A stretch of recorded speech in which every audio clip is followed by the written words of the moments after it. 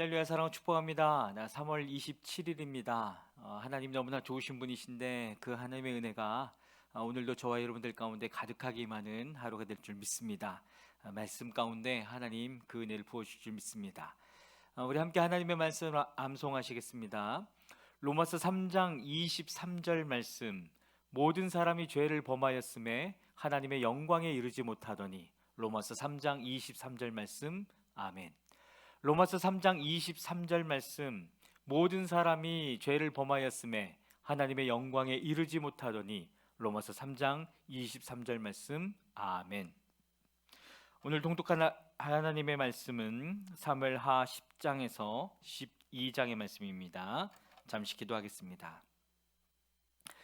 하나님, 죄인인 인간이 다시 한번 하나님 앞에 나아갈 수 있는 길은 예수 그리스도의 십자가로 말미암고, 그리고 그 하나님을 더 깊이 아는 것은 주님의 성령을 통하여 하나님의 말씀 안에 머무는 것인 줄 믿습니다. 주님, 오늘도 주님의 말씀 앞에 섰습니다. 그리스도 보혈을 의지하여 또 성령 하나님 우리들 가운데 좌정하여 주셔서 주님 다시 한번 하나님을 깊이, 하나님을 친밀하게 알아가게 하시고 주의 음성을 들으며 주님을 만나는 시간 될 수 있도록 역사하여 주시옵소서.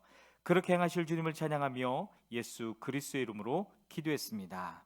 아멘. 사무엘하 10장입니다. 그 뒤에 암몬 사람의 왕이 죽고 그의 아들 한운이 그를 이어서 왕이 되었다. 다윗은 한운의 아버지 나하스가 나에게 은혜를 베풀었으니 나도 나하스의 아들 한운에게 은혜를 베풀어야겠다 하고서 신하들을 보내어 고인에게 조의를 표하게 하였다. 그래서 다윗의 신하들이 암몬 사람의 땅에 이르렀다. 그러나 암몬 사람의 대신들이 자기들의 상전인 한운에게 말하였다. 다윗이 임금님께 조문 사절을 보낸 것이 임금님의 부친을 존경하기 때문이라고 생각하십니까? 오히려 이 도성을 두루 살피고 정탐하여 함락시키려고 다윗이 임금님께 자기의 부하들을 보낸 것이 아닙니까? 그래서 한우는 다윗의 신하들을 붙잡아서 그들의 한쪽 수염을 깎고 입은 옷 가운데를 도려내어 양쪽 엉덩이가 드러나게 해서 돌려보냈다. 사람들은 이 일을 다윗에게 알렸다. 조문사절이 너무나도 수치스러운 일을 당하였으므로 다윗 왕은 사람을 보내어 그들을 맞으며 수염이 다시 자랄 때까지 여리고에 머물러 있다가 수염이 다 자란 다음에 돌아오라고 하였다. 암몬 사람들은 자기들이 다윗에게 미움을 사게 된 줄을 알았다.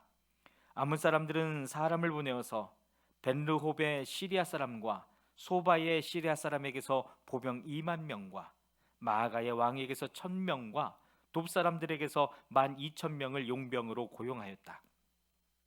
다윗은 이 소식을 듣고 요압에게 전투 부대를 맡겨서 출동시켰다. 암몬 사람도 나와서 성문 앞에서 전열을 갖추었으며 소바와 롭의 시리아 사람들과 돕과 마아가의 용병들도 각각 들녘에서 전열을 갖추었다. 요압은 적이 자기 부대의 앞뒤에서 전열을 갖추어 포진한 것을 보고 이스라엘의 모든 정예병 가운데서 더 엄격하게 정예병을 뽑아서 시리아 군대와 싸울 수 있도록 전열을 갖추었다. 남은 병력은 자기 아우 아비새에게 맡겨 암몬 군대와 싸우도록 전열을 갖추게 하고서 이렇게 말하였다.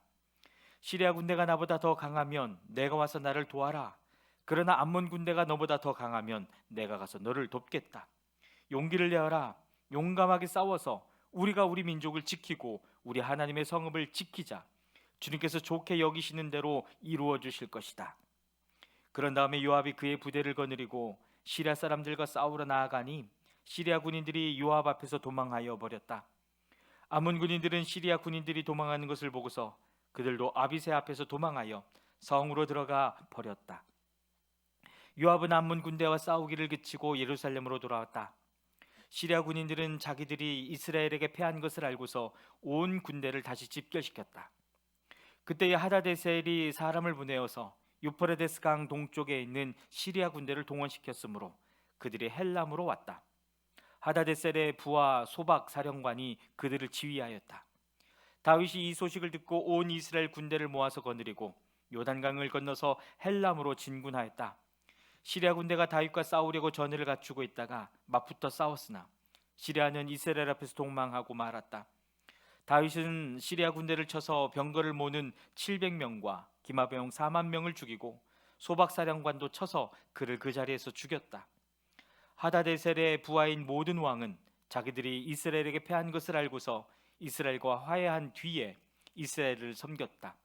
그 뒤로 시리아는 이스라엘이 두려워서 다시는 암몬 사람을 돕지 못하였다. 아멘. 사무엘하 11장입니다. 그 다음 해 봄에 왕들이 출전하는 때가 되자 다윗은 요압에게 자기의 부하들과 온 이스라엘의 군인들을 맡겨서 출전시켰다. 그들은 암몬 사람을 무찌르고 랍바를 포위하였다. 그러나 다윗은 예루살렘에 머물러 있었다.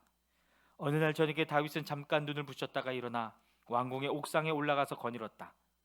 그때 그는 한 여인이 목욕하는 모습을 옥상에서 내려다보았다. 그 여인은 아주 아름다웠다. 다윗은 신하를 보내서 그 여인이 누구인지 알아보게 하였다. 다녀온 신하가 그 여인은 엘리암의 딸로서 햇사람 우리아의 아내 밧세바라고 하였다. 그런데도 다윗은 사람을 보내어서 그 여인을 데려왔다. 밧세가 다윗에게로 오니 다윗은 그 여인과 정을 통하였다. 그 여인은 마침 부정한 몸을 깨끗하게 씻고 난 다음이었다. 그런 다음에 밧세바는 다시 자기의 집으로 돌아갔다. 얼마 뒤에 그 여인은 자기가 임신한 것을 알고 다윗에게 사람을 보내서 자기가 임신하였다는 사실을 알렸다. 다윗이 그 소식을 듣고는 요압에게 전가를 보내서 햇사람 우리아를 왕궁으로 보내게 하였다. 요압이 우리아를 다윗에게 보내니 우리아가 다윗에게로 왔다. 다윗은 요압의 안부와 군인들의 안부를 묻고 싸움터의 형편도 물었다. 그런 다음에 다윗은 우리아에게 말하였다. 이제 그대의 집으로 내려가서 목욕을 하고 쉬어라. 우리아가 어전에서 물러가니 왕은 먹을 것을 함께 딸려서 보냈다. 그러나 우리아는 자기 상전의 종들과 함께 대궐 문간에 누워서 자고 자기 집으로는 내려가지 않았다. 다윗은 우리아가 자기 집으로 내려가지 않았다는 말을 듣고 원정길에서 돌아왔는데 왜 집으로 내려가지 않는지를 우리아에게 물었다. 우리아가 다윗에게 대답하였다. 언약궤와 이스라엘과 유다가 모두 장막을 치고 지내며 저의 상관이신 요압 장군과 임금님의 모든 신하가 벌판에서 진을 치고 있습니다. 그런데 어찌 저만 홀로 집으로 돌아가서 먹고 마시고 나의 아내와 잠자리를 같이 할 수가 있겠습니까? 임금님이 확실히 살아계심과 또 임금님의 생명을 걸고 맹세합니다. 그런 일은 제가 하지 않겠습니다. 다윗이 우리아에게 말하였다. 그렇다면 오늘은 날도 저물었으니 여기에서 지내도록 하여라. 그러나 내일은 내가 너를 보내겠다. 그리하여 우리아는 그날 밤을 예루살렘에서 묵었다. 그 다음 날 다윗이 그를 불러다가 자기 앞에서 먹고 마시고 취하게 했다. 그러나 저녁 때는 그는 여전히 왕의 신하들과 함께 잠자리에 들고 자기 집으로는 내려가지 않았다. 다음 날 아침에 다윗은 요압에게 편지를 써서 우리아의 편에 보냈다. 다윗은 그 편지에 다음과 같이 썼다. 너희는 우리아를 전투가 가장 치열한 전선으로 앞세우고 나아갔다가 너희만 그의 뒤로 물러나서 그가 맞아서 죽게 하여라. 요압은 적의 성을 포위하고 있다가 자기가 알고 있는 대로 적의 저항 세력이 가장 강한 곳에 우리아를 배치하였다. 그 성의 사람들이 나가서 요압의 군인들과 싸우는 동안에 다윗의 부하들 쪽에서 군인 몇 사람이 쓰러져서 죽었고 그때의 햇사람 우리아도 전사하였다. 요압이 다윗에게 사람을 보내서 전쟁의 상황을 모두 전하였다. 요압은 전령에게 이렇게 지시하였다. 내가 이번 전쟁의 상황을 모두 임금님께 말씀드리고 났을 때에 임금님이 화를 내시며 내게 말씀하시기를 너희가 왜 그토록 성에 가까이 가서 싸웠느냐? 적의 성벽 위에서 적병들이 활을 쏠 줄도 몰랐단 말이냐? 여룻베셋의 아들 아비멜렉을 누가 쳐서 죽였느냐? 어떤 여자가 성벽 위에서 그의 머리 위로 맷돌 윗짝을 던져서 그가 데베스에서 죽지 않았느냐? 그런 것을 알면서 너희가 무엇 때문에 그토록 성벽에 가까이 갔느냐 하시면 너는 임금님의 부하 햇사람 우리아도 죽었습니다 하고 대답하여라. 전령이 떠나 다윗에게 이르러서 요압이 심부름을 보내면서 일러준 말을 모두 전하였다. 전령은 다윗에게 이렇게 말하였다. 우리의 적은 우리보다 강하였습니다. 적이 우리와 싸우려고 평지로 나왔으므로 우리는 적들을 성 안으로 밀어 넣으려고 성문 가까이까지 적들을 밀어붙였습니다. 그때 성벽 위에 있는 적들이 임금님의 부하들에게 활을 쏘았습니다. 그래서 임금님의 부하들 가운데서 몇 사람이 죽었고 임금님의 부하인 햇사람 우리아도 죽었습니다. 그래서 다윗이 전령에게 말하였다. 너는 요압에게 칼은 이 편도 죽이고 저 편도 죽이기 마련이니 이번 일로 조금도 걱정하지 말라고 전하여라. 오히려 그 성을 계속 맹렬히 공격하여서 무너뜨리라고 전하여 요압이 용기를 잃지 않도록 하여라. 우리아의 아내는 우리아가 죽었다는 소식을 듣자 자기의 남편을 생각하여 슬피 울었다. 애도하는 기간이 지나서 다윗이 사람을 보내어서 그 여인을 왕궁으로 데려왔다. 그 여인은 이렇게 하여서 다윗의 아내가 되었고 그들 사이에서 아들이 태어났다. 그러나 주님께서 보시기에 다윗이 한 이번 일은 아주 악하였다. 아멘. 사무엘하 12장입니다. 주님께서 예언자 나단을 다윗에게 보내셨다. 나단은 다윗을 찾아와서 이런 이야기를 하였다. 어떤 성읍에 두 사람이 살았습니다. 한 사람은 부유하였고 한 사람은 가난하였습니다. 그 부자에게는 양과 소가 아주 많았습니다. 그러나 그 가난한 사람에게는 사다가 키우는 어린 암양 한 마리밖에는 아무것도 없었습니다. 그는 이 어린 양을 자기 집에서 길렀습니다. 그래서 그 어린 양은 그의 아이들과 함께 자라났습니다. 어린 양은 주인이 먹는 음식을 함께 먹고 주인의 잔에 있는 것을 함께 마시고 주인의 품에 안겨서 함께 잤습니다. 이렇게 그 양은 주인의 딸과 같았습니다. 그런데 그 부자에게 나그네 한 사람이 찾아왔습니다. 그 부자는 자기를 찾아온 손님을 대접하는데 자기의 양떼나 소떼에서는 한 마리도 잡기가 아까웠습니다. 그래서 그는 그 가난한 사람의 어린 암양을 빼앗아다가 자기를 찾아온 사람에게 대접하였습니다. 다윗은 그 부자가 못마땅하여 몹시 분개하면서 나단에게 말하였다. 주님께서 확실히 살아계심을 두고서 맹세하지만 그런 일을 한 사람은 죽어야 마땅합니다. 또 그가 그런 일을 하면서도 불쌍히 여기는 마음이 전혀 없었으니 그는 마땅히 그 어린 암양을 4배로 갚아주어야 합니다. 나단이 다윗에게 말하였다. 임금님이 바로 그 사람입니다. 주 이스라엘의 하나님이 이렇게 말씀하셨습니다. 내가 너에게 기름을 부어서 이스라엘의 왕으로 삼았고 또 내가 사울의 손에서 너를 구하여 주었다. 나는 내 상전의 왕궁을 너에게 넘겨주고 내 상전의 아내들도 내 품에 안겨주었고 이스라엘 사람들과 유다 나라도 너에게 맡겼다. 그것으로도 부족하다면 내가 내게 무엇이든지 더 주었을 것이다. 그런데도 너는 어찌하여 나 주의 말을 가볍게 여기고 내가 악하게 여기는 일을 하였느냐. 너는 햇사람 우리아를 전쟁터에서 죽이고 그의 아내를 빼앗아 내 아내로 삼았다. 너는 그를 암몬 사람의 칼에 맞아서 죽게 하였다. 너는 이렇게 나를 무시하여 햇사람 우리아의 아내를 빼앗아다가 내 아내로 삼았으므로 이제부터는 영영 내 집안에서 칼부림이 떠나지 않을 것이다. 주님께서 또 이렇게 말씀하십니다. 내가 너의 집안에 재앙을 일으키고 내가 보는 앞에서 내가 너의 아내들도 빼앗아 너와 가까운 사람에게 주어서 그가 대낮에 너의 아내들을 욕보이게 하겠다. 너는 비록 몰래 그러한 일을 하였지만 나는 대낮에 온 이스라엘이 바라보는 앞에서 이 일을 하겠다. 그때 다윗이 나단에게 자백하였다. 내가 주님께 죄를 지었습니다. 나단이 다윗에게 말하였다. 주님께서 임금님의 죄를 용서해 주실 것입니다. 그러므로 임금님은 죽지 않으실 것입니다. 그러나 임금님은 이번 일로 주님의 원수들에게 우리를 비방할 빌미를 주셨으므로 밧세바와 임금님 사이에서 태어난 아들은 죽을 것입니다. 나단은 자기 집으로 돌아갔다. 주님께서 우리아의 아내와 다윗 사이에서 태어난 아이를 치시니 그 아이가 몹시 알았다.